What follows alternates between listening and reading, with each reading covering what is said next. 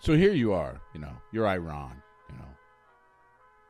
and you're minding your own business, executing a few people here and there, maybe making a few nuclear weapons. Just fucking laying some landmines in the Strait of Hormuz. And then Israel and King Trump just coming.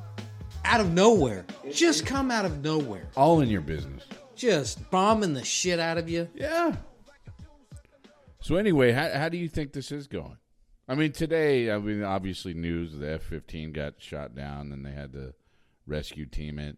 Well, they're still searching for one pilot. Yeah. They got one. They're searching for the other. Okay. You could always bring in Dutch and his boys. Dylan. But Get to the chopper. No, so how do you feel like this is going? We are absolutely kicking the shit out of Iran. Yeah. I really don't like to hear any kind of casualties, though, when it comes to... Well, on the Iranian side? Okay. Oh, yeah, the Iranian side. I'm a big Iran guy, you know what I mean? Just when they executed that wrestler on the team, I'm like, yeah, This is awesome. Yeah, you can't out-wrestle fucking guns. This should have been on pay-per-view. Yeah. But yeah, I mean, we've taken all of their air defenses. They have no radar system. They have no Navy. We've sunk all that. They have no Air Force. Basically, all they have left is, I think they have some ballistic missiles that are hidden that we are currently searching for and trying to take them out. But other than that, it's the Shahab drones, I think. And they've been firing those things off mercilessly. Yeah. A lot of people saying, it's hurting blue-collar people because of gas and stuff like that. Well, what they did very early on is they hit Qatar or Qatar or whatever the name of that country is. But they hit a helium production plant, right? Yeah, this was interesting. Yeah. I thought so as well. But helium is a huge marketplace because you absolutely need it for the computer chips. That's the shit you can suck on and change your voice and shit. Oh, yeah. Yeah, hell yeah. But it's not just for air balloon. And that's not just the only thing I suck on. You know what I'm saying? Yeah. But no, it's for other uses. And that's, yeah. And they're like a huge percentage. I want to say like 90% of the world's helium supply comes from that one country, that one plant. How strange. It's currently offline. So now the chip makers that are in Taiwan and South Korea are all having to do contingency plans because you have to have helium in order to make these chips. Right. So that's rough. It was RAM, now it's chips, and it's going to be, SSDs fucking flying up. New Gen Xbox and PlayStations are like $1,000 a pop. It's New Gen X? Yeah, I love it. Now let's go to Badger with more. No. Yeah, so that's weird. Obviously there's going to be some things come of it, with war and, resources and stuff like that. Well, I think that the bigger argument is once you go after Iran, the world's economy relies on that strait. And at its slimmest point, I think it's 21 miles from the coast of Oman over to the coast of Iran. And that's not a very wide area. You can put a lot of landmines down. Now the understanding is they have all these small boats that they fly out there and start harassing ships, and they can be a little bit formidable in that strait. And there's like fiber optic cables and yeah, that's the underwater internet lines that connect east and west. Yeah, they've threatened to sever those. Which, I mean, God forbid if you stick Europe and North Africa and the Middle East into the Stone Age. Well, I mean, they're doing it to themselves pretty good, but right.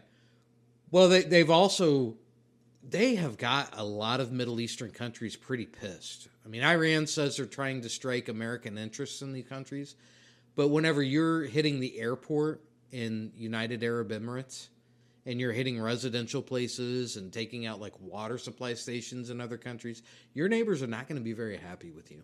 No, they came out with that letter. Someone from Iran came out with that letter to the American people that, we're not against you. It's all made up stuff to, make you angry at us and stuff, shit like that. It's like, hey, we're good people. No, you're not. I mean, right. I think possibly the vast majority of the country, they've had huge uprisings. Huge uprisings over the last, since Obama was president, and they had the Arab Spring. That was the biggest one prior to this. But they have it about every year now. These people, they get fed up with the Iranian government, and they tell them, hey, we don't want these ayatollahs in charge anymore. You guys just keep your thumb on us, and we can't say anything that's not previewed or approved upon by the government here. So, I mean, you get executed for not a whole lot. right. It doesn't take much. Right. All you have to do is criticize, and they will snatch you up and kill you. Yeah. The one, what was it, last year or 2 years ago, they had an uprising over the one gal that they killed, all because she wasn't wearing the proper dress out in public. I think she took her head covering off. Understandable. And they took her off to jail, and then I think she got beat severely enough to where she died in jail. And it inflamed the entire country. Yeah, I guess the argument I see here is just they said, Trump wouldn't be, getting involved in stuff like this, starting wars and stuff like this, or, we're controlled by Israel and shit like that. It's kind of what the shit you see. Right. But a lot of that is the anti-Semitic lobby. And there's a lot of them out there that just don't like Israel. For some reason, that's a huge push. You see it a lot on universities. That's been going on since I was young. The anti-Israel lobby. They want us to divest and pull away from them, not sell them arms, not have. Well, they said for years, if you're an American, you can walk around Israel fine. They don't. Oh, yeah. Yeah. And that's not the case for a lot of places. Well, most of your Middle Eastern countries know. But I think that they've started to change their tune a little bit, because Donald Trump has this very unique ability to expose a lot of fraudulent reporting and fraudulent, media or fraudulent stories. I don't think those people in the Middle East care so much.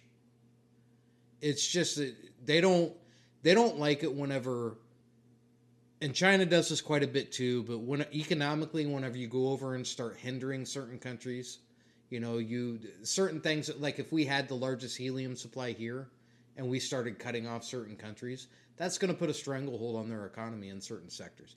They don't like that shit. Now, the U.S. has done that all over the world for decades now. Decades. China does it too. They're huge in northern Africa, trying to get into the gold mines and the diamond mines. But I think everyone's starting to understand that Donald Trump, he states that he wants the U.S. to be an economic powerhouse, right? But I think on top of that, whenever the U.S. thrives, the rest of the world thrives, because our marketplaces are the biggest marketplaces. Our GDP is so massively high here that if you're not doing business with the U.S., you're going to struggle. He definitely has the business first mind state. Yes. Yeah. So that's why things like the Strait of Hormuz, that's a big deal. That's a massive deal in this war. Yeah, so I guess my final question is, do you see this as necessary? I think it was necessary 50 years ago. Yeah. But nobody's had the balls to do anything, because it's quite the undertaking, but there's a lot of... Well, because of goods or nuclear? Some of it, I think a lot of politicians want to be more on the diplomatic side, where I don't think Donald Trump cares so much about diplomacy. He's going to force his will upon you. You're going to see things his way. I wonder what he'll do like the last year of his presidency, because he knows, towards the end, will just be, maybe we're up for a wild ride, man. Right, that's a possibility.